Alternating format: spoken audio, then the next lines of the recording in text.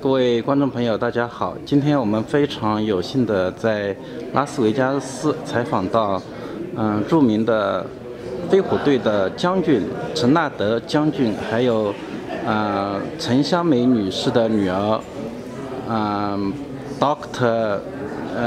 Cynthia Chennault。Cynthia Chennault，陈美丽是吗？陈美丽是中文名字。那陈美丽教授啊，来参加我们的专访。那我因为时间比较宝贵，所以呢，我们就问3-4个问题。首先呢，我们请那个陈教授能简单的介绍一下自己好吗？好，谢谢。Well, I'm a scholar of Chinese literature. In particular, medieval Chinese literature, 就是说中国中古文学研究，是我的专业。我去年退休了。I think I chose to be a teacher because my father always said to me, teaching is the most honorable profession, and he was also a teacher at heart. 请问您退休前在哪里？I'm from the University of Florida in Gainesville, Florida. Wow, wonderful. 那我们第二个问题就是，陈教授，您能不能简单的介绍一下您父亲陈纳德将军对我们中国，特别是抗日时期的贡献？Well, as you probably know, my father was the first American in China to help fight the Japanese invasion and occupation. And he was invited by Chiang Kai-shek originally for a 4-month contract as an observer. But he made such close friendships and developed such a deep respect for the struggle of the Chinese in this desperate situation that he decided to stay on, pass the contract, and just stay on as long as it took to fight this war and to help China defeat the occupation by the Japanese Imperial Army. He initially worked with the new Chinese Air Force, and quickly realized after the Marco Polo Bridge incident and other incidents of the Japanese moving into North China that China needed an ally. And he returned to Washington, D.C. and got the permission of President Roosevelt to allow American pilots to join the struggle. So this was the beginning of the American volunteer group that was trained by my father, at first in Burma and later in Western China. And they were called the AVG, American Volunteer Group, but the Chinese called them Flying Tigers. That name comes from the Chinese Fei Hu Dui. They had a very large success, surprising the Japanese and surprising many Americans too who didn't know about them. After Pearl Harbor in December 41, just about not too long after, within 2 weeks, they scored their first victory against Japanese bombers over Kunming, December 20th, 1941. So this gave great encouragement to the Americans as well as the Chinese, to Americans then who knew we already had a force in China that was prepared in this effort to defeat the imperialist army. And of course that group grew into 14th Air Force and other groups, all of whom were recognized by Chinese as Tigers.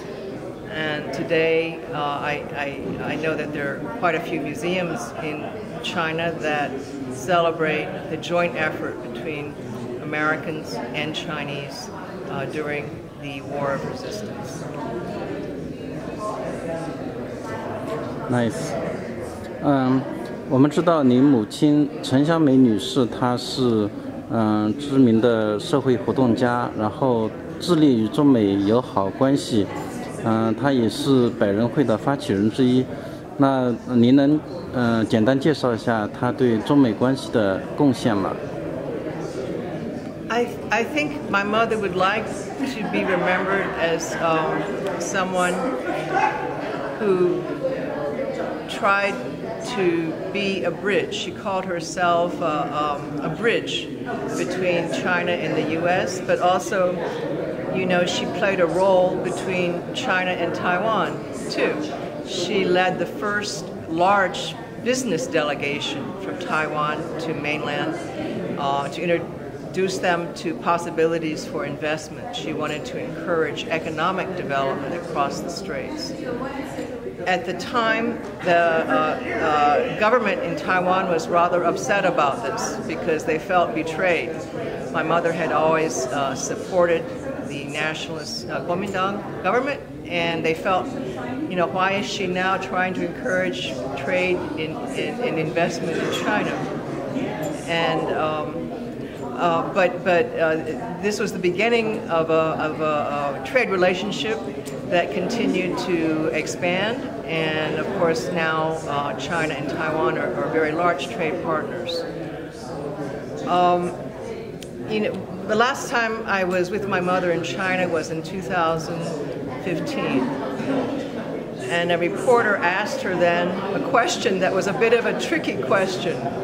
The reporter said, in the last few years, last 10 years, I've made a record that you came to China much more than you went to Taiwan. Does this mean that you favor China over Taiwan? And my mother said, I don't favor anybody. Wherever somebody asks my help, I will go. And I always try to support good relations among the three entities, U.S., China, and Taiwan, for everybody's mutual benefit. I think that my mother would like to be remembered as a bridge, and also maybe as somebody who helped others fulfill their ambitions and make the most use of their talents. 好，现在中美之间关系呢有一些紧张，但是呢，就是在抗战时候，您父亲率领飞虎队，就是帮助中国抵抗日本侵略啊，那时候可以说是鲜血凝成的友谊。那么飞虎队的精神对我们中美之间未来的关系有什么样的启示啊？ Well, of course, it is an example of outstanding collaboration among Chinese armed forces and U.S. armed forces to defeat a common enemy. And I'm very proud that it continues to be a symbol of Chinese-American friendship. I think that in the last 40 years, of course, many Chinese have traveled to the U.S., studied here. Americans likewise have gone to China. And so after a long period of being separated, in the last 40 years, the people of both countries have come to know each other much better. And I feel confident that, that because of this better understanding among the people, that the friendship will continue despite who is in office. And of course, it is important that we have the right leadership.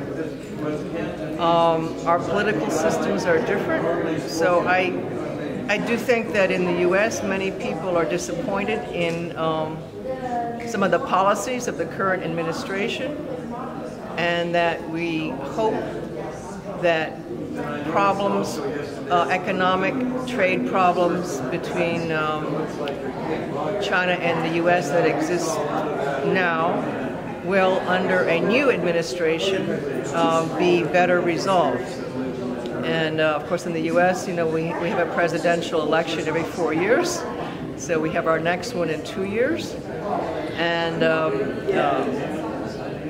of course, I hope the problems will be resolved sooner. But if not, we will hopefully have a new president and new advisors that will be able to work better and negotiate better with the Chinese government. 最后一个问题啊，就是您作为陈纳德将军和陈香梅女士的女儿，会不会接过他们的班，就是继续推进中国、美国还有台湾之间的桥梁作用？这个是太复杂的问题，下次回答，我要考虑一下两个人的那个工作。OK。行，那谢谢陈教授。OK。Thank you very much. Thank you.